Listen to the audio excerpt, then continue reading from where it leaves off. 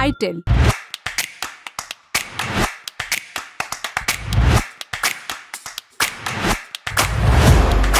Hello, मेरा नाम उपासना है और आप देख रहे हैं द लंदन टॉप का डेली फाइनेंशियल बुलेटिन खर्चा पानी। भारत और चीन के रिश्ते सुधार की दिशा में बढ़ते दिख रहे हैं। चीन की कंपनियां इस मौके को हाथ से जाने नहीं देना चाहती हैं। चीन की स्मार्टफोन कंपनियों ने फिर से अपने कारोबार का धीरे धीरे विस्तार करना शुरू कर दिया है।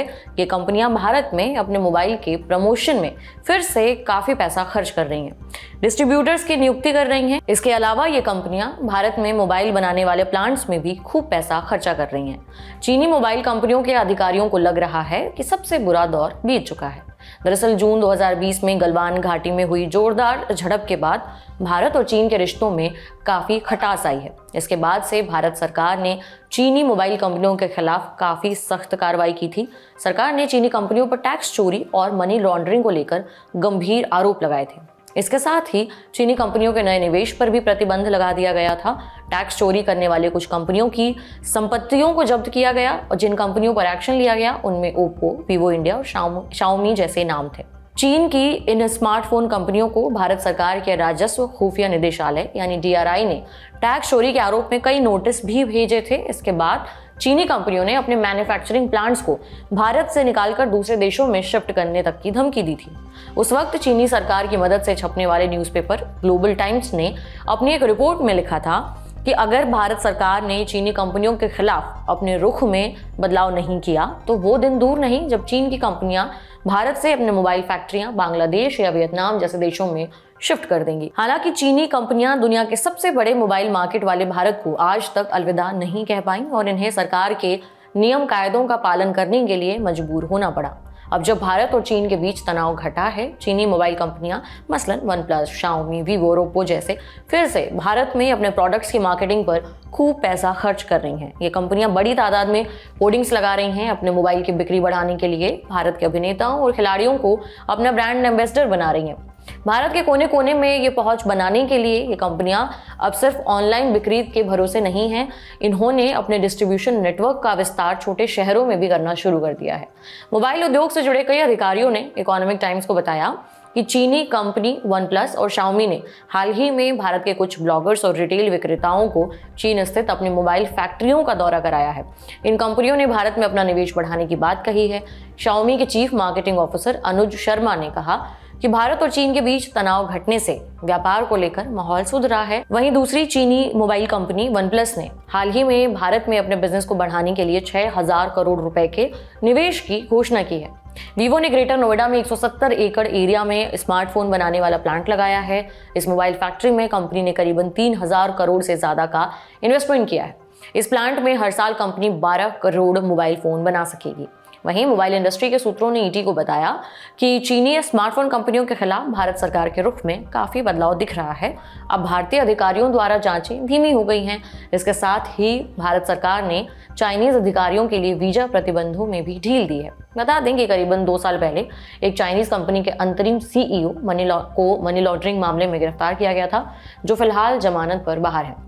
लेकिन इकोनॉमिक टाइम्स की रिपोर्ट में दावा किया गया है कि इस अधिकारी को लेकर भारत सरकार और कोर्ट का रवैया काफी नरम हो चुका है। इसके पहले तक चाइनीज कंपनियों पर हुई भारत सरकार की सख्ती के चलते कई चाइनीज मोबाइल कंपनियों ने भारत में अपनी टीमें छोटी की हैं। इसके साथ ही चाइनीज कंपनियां भारतीय बिजनेस पार्टनर के साथ कामकाज करने से बचती भी दिखी हैं। रिसर्च फर्म काउंटर पॉइंट के मुताबिक भारत सरकार की सख्ती के बाद से वित्त वर्ष 2020-21 की चौथी तिमाही में चीनी स्मार्टफोन कंपनियों की भारत में हिस्सेदारी घटकर 67% पर आ गई थी। लेकिन चालू वित्त वर्ष की दूसरी तिमाही यानी कि जुलाई से सितंबर महीने के बीच इन कंपनियों का भारतीय मोबाइल बाजार में हिस्सा 3/4 हो चुका है।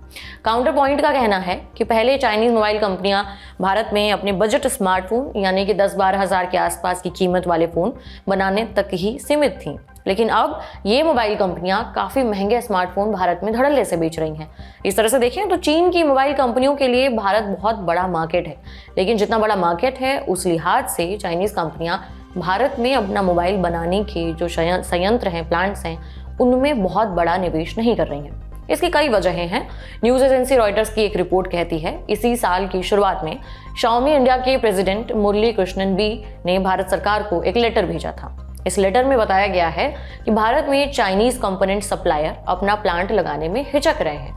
कई मीडिया रिपोर्ट्स में दावा किया गया था कि भारत सरकार की तरफ से गहरी छानबीन के चलते चाइनीज कंपनियां भारत में अपना प्लांट लगाने से डर रही हैं। दरअसल भारत सरकार ने चीन से होने वाले निवेश, मौजूदा प्रत्यक्ष विदेशी निवेश यानी कि FDI पॉलिसी को लेकर कोई बदलाव नहीं किया है। भारत के साथ जमीन सीमा साझा करने वाले देशों से FDI आवेदनों को सभी क्षेत्रों के लिए अनिवार्य रूप से सरकारी मंजूरी लेनी होती है। इनमें चीन, बांग्लादेश, पाकिस्तान, भूटान, नेपाल, म्यांमार और अफगानिस्तान जैसे देश शामिल हैं। इसी तारीख के आसपास लद्दाख की गलवान घाटी में भारत और चीन की सेनाओं के बीच हिंसक झड़प हुई थी। इस झड़प में 20 भारतीय सैनिक शहीद हो गए थे। ये पॉलिसी अप्रैल 2020 में जारी की गई थी। तब से सरकार ने इसमें कोई बदलाव नहीं किया है। इसके अलावा भारत ने पिछले कुछ सालों में 300 से ज्यादा चाइनीज ऐप को भी बैन किया है। इसमें वीचैट और टिकटॉक जैसे ऐप शामिल हैं। 30 जुलाई 2024 को वाणिज्य और उद्योग मंत्री पीयूष गोयल ने कहा है कि चीन से FDI नियमों में बदलाव को लेकर सरकार किसी तरह का विचार नहीं कर रही है। हालांकि समय समय पर चीन से FDI को लेकर बढ़ती जा रही सख्ती में छूट देने का मुद्दा उठता दिख रहा है।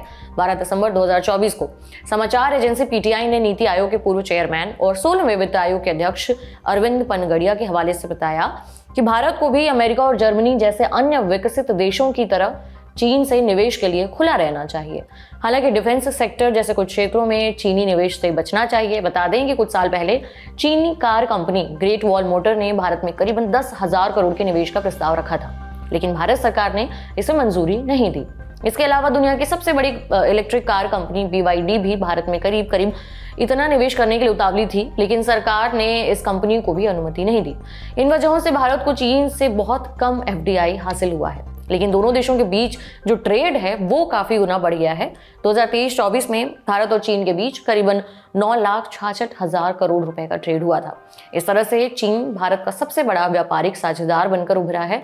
बता दें कि इसी साल 21 अक्टूबर को भारत और चीन के बीच LAC पर पेट्रोलिंग को लेकर एक समझौता हुआ है। इसके तहत पूर्वी लद्दाख में वास्तविक नियंत्रण रेखा यानी LAC पर डेमचोक और देपसांग में एक बार भारतीय सैनिकों द्वारा और एक बार चीनी सैनिकों द्वारा गश्त की जाएगी।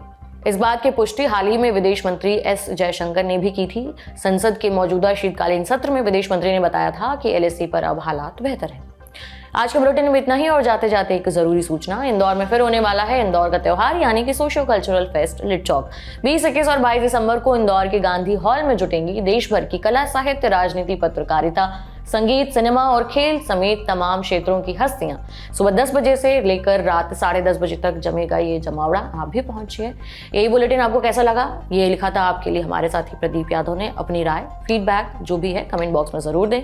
अगले एपिसोड तक अपना ख्याल रखें। देखते रहिए द लल्लन टॉप। शुक्रिया।